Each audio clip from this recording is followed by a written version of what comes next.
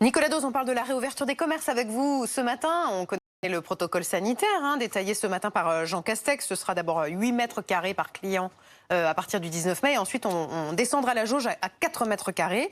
Et il y a aussi une autre idée qui est de maintenir les commerces ouverts le dimanche. C'est en tout cas ce que demandent les fédérations de commerce. Elles veulent quoi exactement d'ailleurs? Elles veulent de la souplesse, maximum de souplesse pour se refaire une santé, pour écouler les stocks, notamment dans le cas de l'habillement.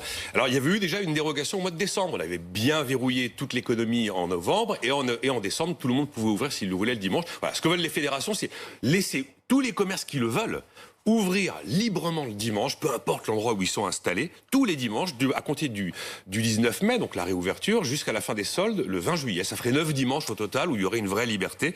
L'objectif, combler les pertes de chiffre d'affaires et puis aussi peut-être mieux réguler les flux de clients.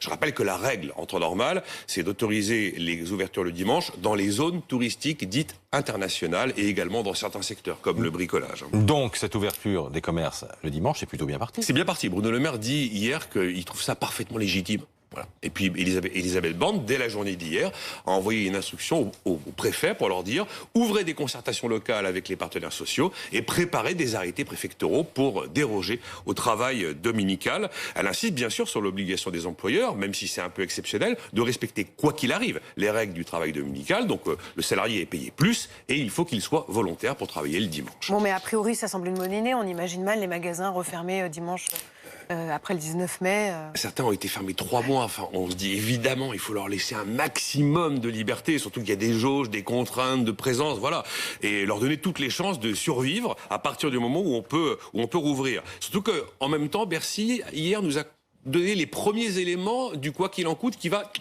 se resserrer un petit peu à compter du mois de juin. Il y a bien un moment où il faut débrancher les perfusions et on ne va pas nationaliser les salaires, par exemple, éternellement. Donc oui, les exonérations de cotisations, l'activité partielle, le chômage partiel ou encore le fonds de solidarité qui indemnise les pertes de chiffre d'affaires au fur et à mesure de l'été, vers l'automne, tout ça va commencer à décélérer. Alors il y a une chose qui pourrait menacer cette possibilité d'ouverture le dimanche, c'est la CGT, qui est traditionnellement hostile. D'ailleurs, en janvier, elle avait obtenu d'imposer la fermeture en Auvergne. Elle avait obtenu gain de cause devant le tribunal administratif de Clermont-Ferrand, qui avait invalidé donc des arrêtés de la préfecture du Puy-de-Dôme, qui avaient été pris en raison justement du Covid et du couvre-feu pour déroger au travail dominical.